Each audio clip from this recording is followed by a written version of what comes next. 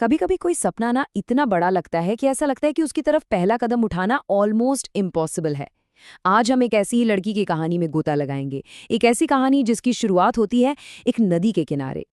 और कहानी की शुरुआत होती है बस इस एक सवाल से। एक आवाज आती है जो पूछती है, क्या बात है? अब सवाल ये है कि ये आवाज है किसकी और रो कौन रहा है। यहीं से एक सस्पेंस बनता है जो हमें कहानी में और अंदर खींच लाता है।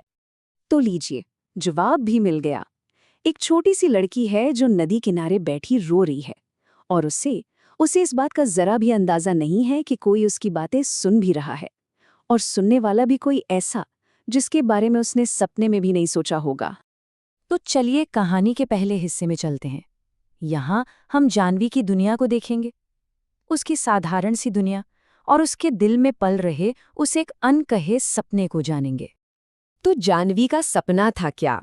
बहुत ही सिंपल, बहुत ही सीधा साधा सपना था, लेकिन उसकी दुनिया के लिए ना ये सबसे बड़ी चीज थी। वो बस स्कूल जाना चाहती थी, पढ़ना लिखना सीखना चाहती थी, और अपने चारों तरफ की दुनिया को, उसके रहस्यों को समझना चाहती थी। और उसकी जो क्यूरियोसिटी थी ना, वो सिर्फ किताबों तक नहीं थी। अरे, उसके मन में तो सवालों का एक पूरा जहान बसा हुआ था। मतलब ऐसे सवाल जैसे, पीले फूलों में मकड़ियां पीली ही क्यों होती हैं? या ये बांस के पेड़ सरसराहट की आवाज क्यों करते हैं? चांद हमेशा पहाड़ों के पीछे से ही क्यों उगता है? और खेत के पानी में जो मछली के छोटे छोटे बच्चे होते हैं, वो मेंढक कैसे बन जाते हैं? लेकिन उसके सपने के रास्ते में ना एक ही जवाब था जो उसे सालों से मिल रहा था।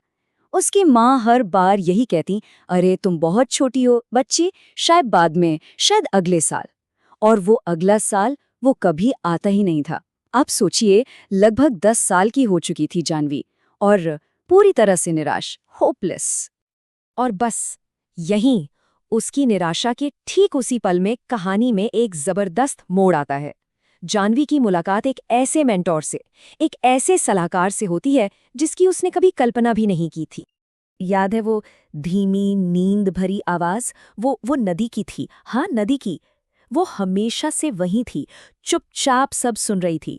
तो यहाँ नदी सिर्फ पानी का बहाव नहीं है, वो एक जीता जागता कैरेक्टर है जिसके पास सदियों का ज्ञान है। तो नदी और जानवी के बीच एक कमाल की बातचीत होती है। नदी ने ना जानवी के हर डर को, उसकी हर निराशा को एक नया एंगल दिया। जैसे जब जानवी ने कहा वो मुझे स्कूल नहीं जाने देंगे, तो नदी ने उसे याद दिलाया, अरे मुझे तो लगता है कि छोटी लड़कियां भी उतना ही कर सकती हैं जितना छोटे लड़के। फिर जब जानवी ने अपना डर बताया तो नदी ने उसकी हिम्मत को जगाया।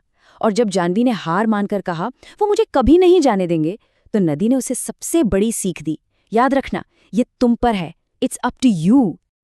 और नदी ने सिर्फ हिम्मत ही नहीं दी, उसने जानवी के उस पहाड़ जैसे डर को एक छोटे से बिल्कुल आसान से प्लान में बदल दिया।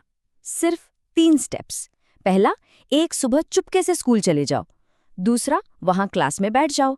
और तीसरा, बस सुनो कि क्या पढ़ाया जा रहा है। That's it. तो अब गेंद जाह्नवी के पाले में थी। फैसला उसे करना था। क्या वो नदी की सलाह मानेगी? क्या वो उस अनजान दुनिया में अपना पहला कदम रखेगी? एक ऐसी दुनिया जहां जाने से उसे इतना डर लगता था। और जानते हैं क्या हुआ? उसने वही किया। अगले दिन उसने अपनी सारी हिम्मत जुटाई, अपने छोटे भाई अप्पू को कंधे पर सुलाए हुए वो दबे पांव गई और क्लास में सबसे पीछे जाकर बैठ गई। ये था उसके सपने की ओर पहला, सबसे हिम्मत वाला कदम। और जिस दुनिया से वो इतना डर रही थी ना, वहां उसे डांट नहीं बल्कि उम्मीद मिली। टीचर के शब्द इतने वेलकमिंग थे, उन्होंने साफ साफ कहा कि अगर वो सच में स्कूल आना चाहती है तो वो उसके पिता से बात करेंगी और कोई ना कोई रास्ता जरूर निकालेंगी। और फिर उसी शाम टीचर सच में उनके घर आ गईं। अब जानवी का दिल तो जोर जोर से धड़क रहा था। उसने देखा कि उसके पिता अपनी गाल खुजला रहे थे, ठीक वैसे ही जैसे वो परेशान होने पर करते थे।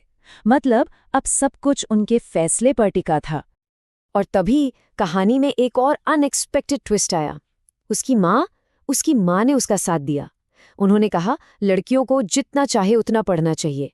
जब मैं तुम्हारी उम्र की थी मैं भी स्कूल जाना चाहती थी, लेकिन तुम्हारी दादी ने मना कर दिया था। और शायद उसी पल जानवी को ये एहसास हुआ होगा कि वो सिर्फ अपना नहीं बल्कि अपनी माँ का भी एक अधूरा सपना पूरा कर रही थी। बस, और इसी के साथ जानवी के अंदर कुछ हमेशा के लिए बदल गया। हाँ, उसका अपना सपना तो पूरा हो ही रहा था, पर अब उस सपने ने एक नया और भी बड़ा रूप ले लिया था। ये जो कंपैरिजन है ना, ये उसके पूरे सफर को परफेक्टली समराइज करता है। देखिए, नदी से मिलने से पहले उसका सपना था सीखना, बाद में वो बन गया सिखाना। पहले उसकी पहचान डर से थी, बाद में हिम्मत से। पहले वो इजाजत का इंतजार कर रही थी और बाद में उसने पहला कदम खुद उठाया। और यही था उसका नया बड़ा वाला सपना। उसने अपनी माँ से कहा कि माँ, जब मैं बड़ी हो जाऊंगी ना तो मैं एक टीचर बनूंगी और अपने गांव में घर घर जाकर सभी छोटी लड़कियों को अपने स्कूल में आने के लिए कहूंगी। मतलब वो दूसरों को भी वही ताकत देना चाहती थी जो उससे मिली थी।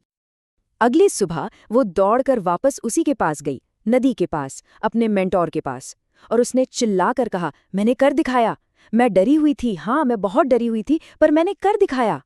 तो कहानी वहीं आकर पूरी होती है जहां से शुरू हुई थी। लेकिन अब जाह्नवी एक बिल्कुल अलग, एक बदली हुई इंसान है। उसने ना सिर्फ स्कूल का रास्ता ढूंढा, बल्कि अपने अंदर की हिम्मत को भी पहचान लिया था। तो जाह्नवी की कहानी हमें यही सिखाती है कि हर महान सफर की शुरुआत ना एक छोटे से कदम से होती है।